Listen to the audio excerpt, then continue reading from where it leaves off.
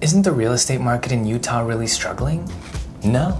In fact, let's look at the numbers to see how much it's not struggling.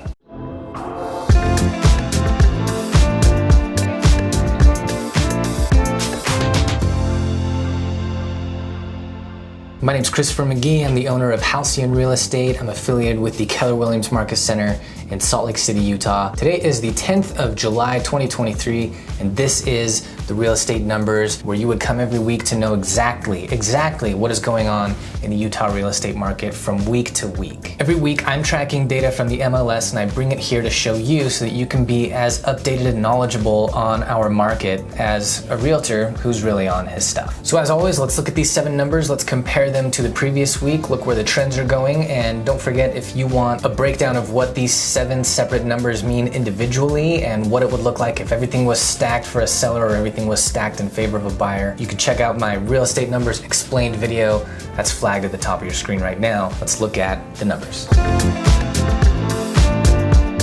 All right, first, as always, our inventory, the amount of homes available for sale in our market right now. That number is 8,080. So still coming up. It's up by 100 from the previous week, and the trend on our inventory has been coming up since the beginning of April. Next is our average days on market. Last week, average days on market was 42. So on average, 4 more days on market than the previous week's 38. Trend is still down since the end of January, and it's good to know that this number has actually been hovering around 40 for almost 2 months now. Our average list price versus our average sold price for the previous week and the comparison between those two. So last week, our average list price was $609,754, where our average sold price was $604,199. The difference between those two numbers is the magical number of $5,555. So this is up closer to no difference between list price versus sold price by about $3,500 from the previous week. This trend is still going up, and as you can see, I included more data points than usual. I included data points going all the way back to early last December. Kind of just needed to zoom out, see more of a macro view here to see what the trend is. The number of homes sold last week came to 433. That's down by 200 from the previous week, and really it came down about equidistant from our trend line as it was up from that trend line the previous week. And so really our trend hasn't gone anywhere. We're still sitting pretty at selling about 525 to 520 homes per week throughout this last quarter. The number of homes currently under contract comes to 5,034, down from the previous week by about 50, trending really absolutely nowhere, staying put right above the 5,000 line. Price reductions, the number of times a seller decided to drop their asking price before accepting an offer per week. That happened 806 times last week. That's down by about 50 from the previous week. This has trended up throughout the quarter. It looks like it's thinking about leveling off over the last month, but it's still up over the 800 per week mark. And then lastly, the number of times that a listing contract was either canceled or it expired or it was withdrawn from the MLS. In total last week, those 3 things happened 223 times. That's down by almost 200 from the previous week, which was just the typical first of the month spike. So really we're staying within the trend we've had of just under 300 of these per week.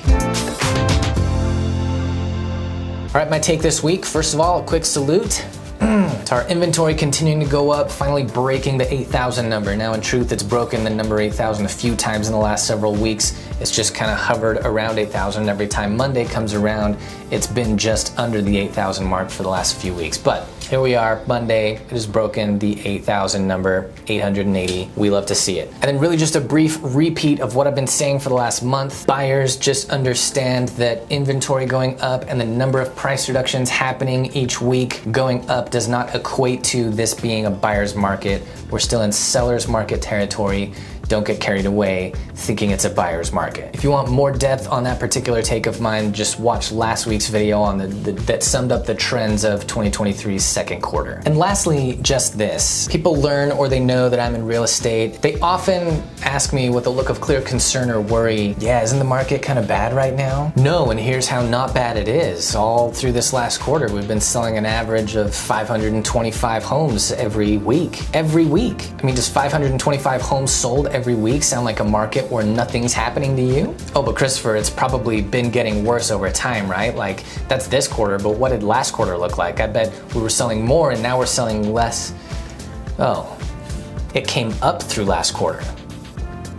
Oh. But interest rates are up, yes, and they're historically average or a little bit better. But housing is so expensive, isn't everything like really inflated? Yes, and people still get new higher paying jobs, people still get married, people still get divorced, people still get relocated for work, people still land an inheritance and that gives them options. People still downsize when their kids move out of the house and then often they downsize again later in life. I mean, life and the real estate market really rolls on. People needing to sell a home or people needing to buy a home has very little to do with economic cycles. So why do you have the sense that our market is struggling? One word: headlines. And here's a saying I just recommend that you remember: headlines do more to terrify than to clarify. News corporations want your attention, and so they print and they holler out whatever they believe will get your attention, constrict your pupils, up your heart rate, and of course they repeat whatever they find is bringing attention. Scary news gets attention even when it isn't a proper representation of what's going on. And that probably rings true with everyone who heard me say it. So maybe don't buy into what news is telling you about the real estate market, particularly in Utah, particularly because they're generally a quarter behind when they're talking about what's going on in the market. And then they take the information, they represent it in the way that they think will get your attention. So don't listen to them, listen to me. Just hit that subscribe button if you want to stay educated on what's going on in Utah's real estate market. I'll see you every Monday and you can stay as educated as me. And if you or anyone you know is looking to sell or buy a home in Utah in the coming months, reach out to me. You can call me 801-834-9713, or you can just head out to halcyon-realestate.com. I hope it's been informative, guys, and I'll see you next week.